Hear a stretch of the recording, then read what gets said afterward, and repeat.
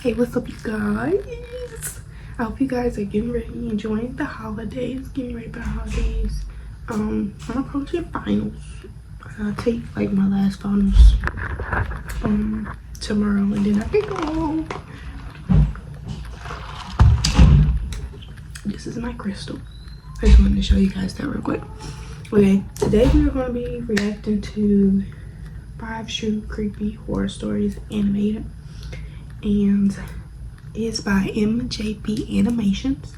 That's the YouTube we're gonna be getting this from. We're gonna drink a little bit, we're gonna smoke a little bit, and then I'm gonna take some of these.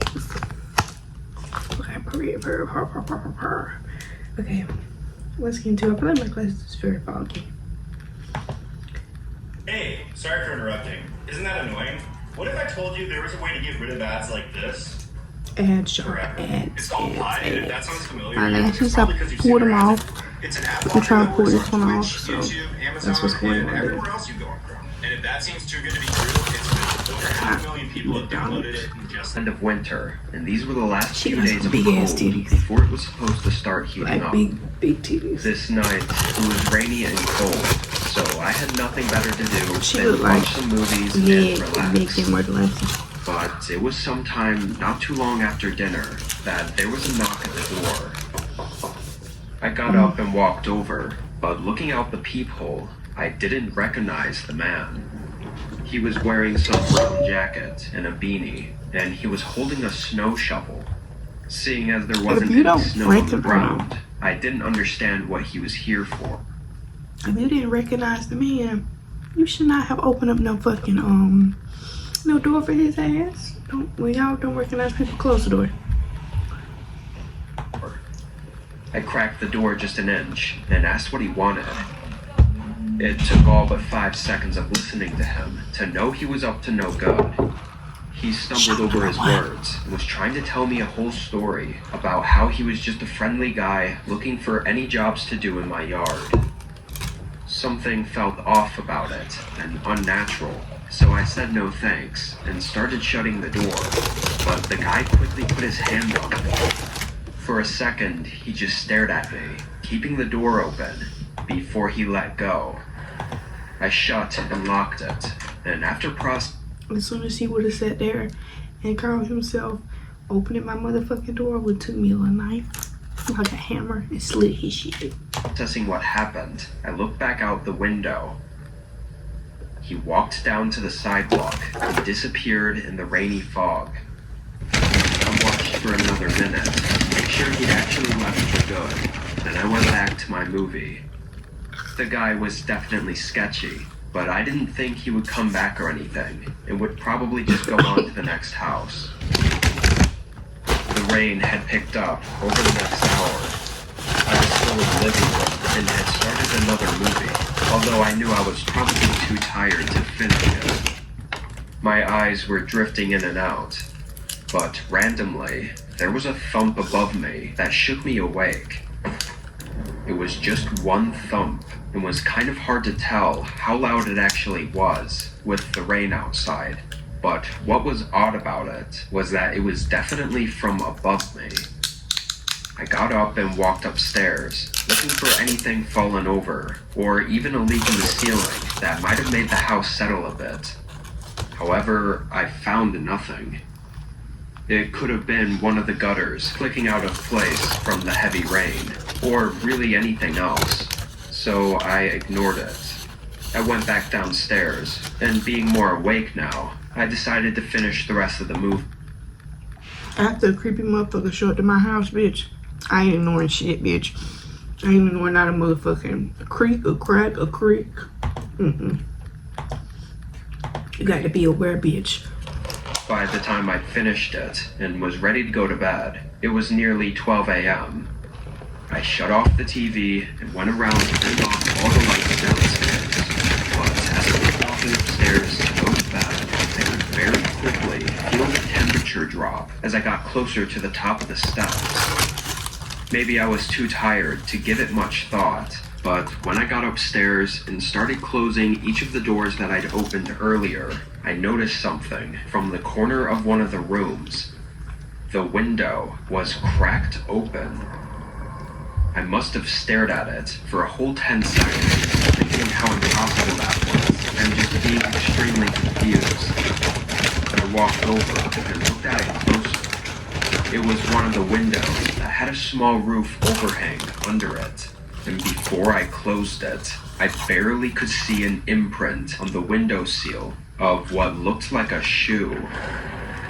I could feel the blood rush from my face as I turned around and just listened for a moment. I ain't Santa Claus, The low bitch. creaking of the house, combined with the rain speckling the roof, only made me more unnerved, knowing someone was in my house right now. I began slowly walking, as quietly as I could, back into the hallway.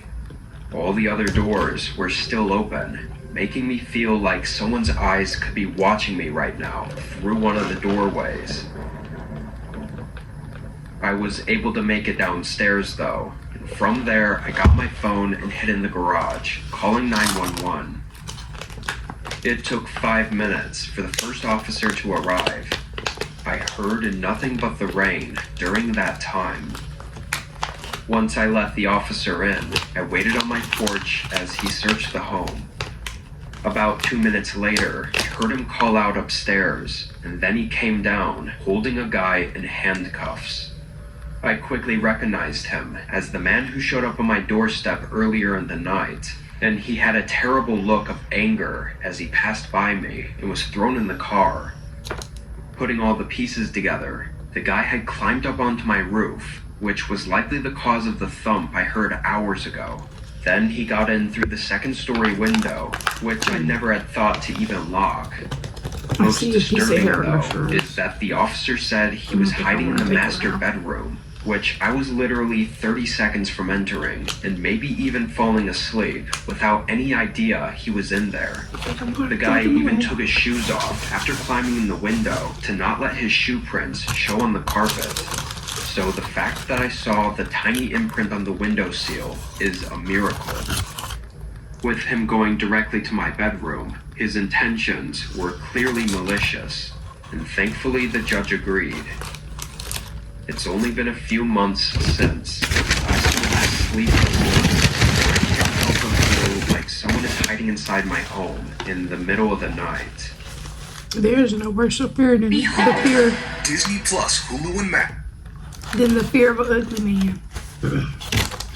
Having an ugly man harass you is no joke. It's why I've been watched by the government.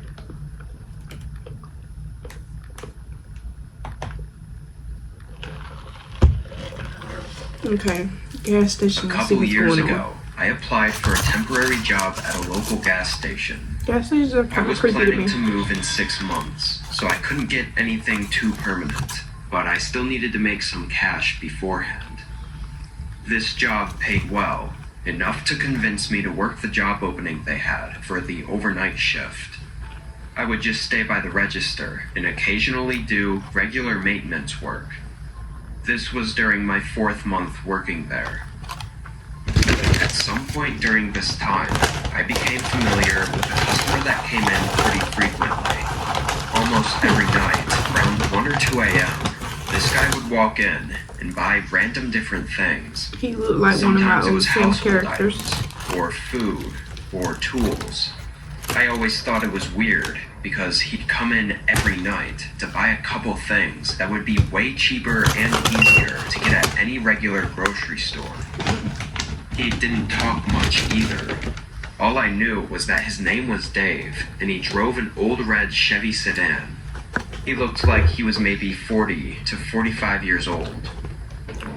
Anyway, one night at the usual 1 a.m. time, Dave pulled into the gas station. No other customers were here. It was just me sitting in the corner waiting out the time. When Dave walked in, though, there was something different about him. He was dripping in sweat, and he was rushing through the aisles, searching for something specific. When he finally found what he was looking for, he hurried up to the counter and tossed it down for me to ring up. It was a master lock. like one for locking up a bicycle. I really didn't feel like it was appropriate for me to question him, but with the guy sweating and being in a rush, I just felt a little off about this. "It's good to see you again, Dave. You just get a new bike?" I asked in a friendly manner, hoping it would come off as just casual conversation. He didn't even look at me. Instead, he fumbled around for his wallet and started yanking out cash in a hurry. I left it at that and just rang him up, then watched him rush into his car and pull away.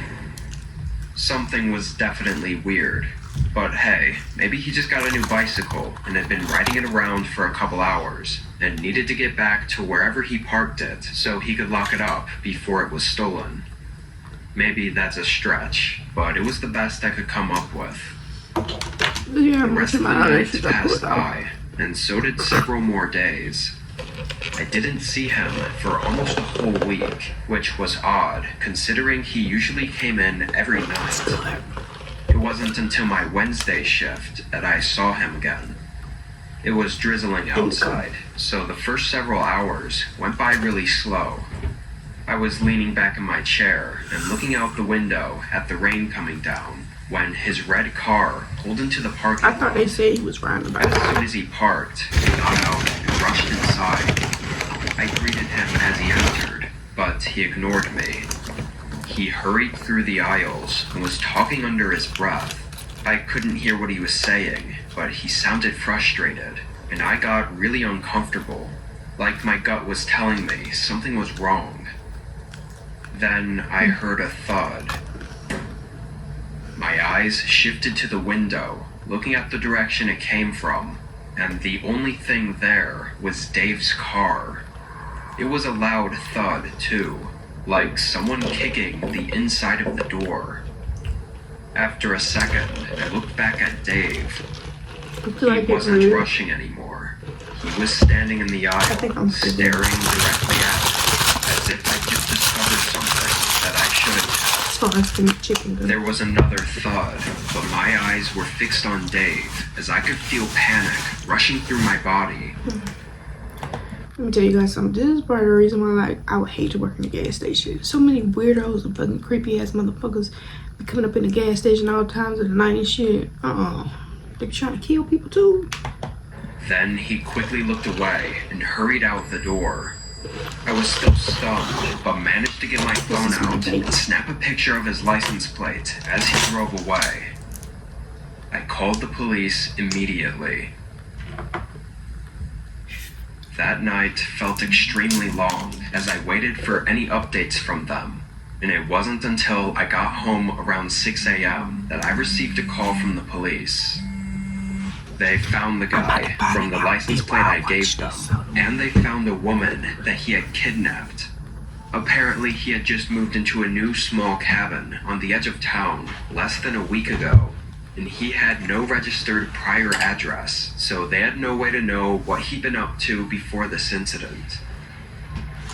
Luckily, they saved this woman before she was harmed, though. Also, it turned out Dave wasn't his real name, which isn't surprising, but at least he's locked up for good now. One of the things students love about culinary school online with the Scopier is the toolkit. Our students can receive a starter kit of professional. So, I was 14 when this happened, and this was over spring break. My parents' anniversary happened to be during this week, so they went on a date night a few hours north and were staying in a hotel. Having the house to myself for once, I invited one of my friends, Justin, to stay the night.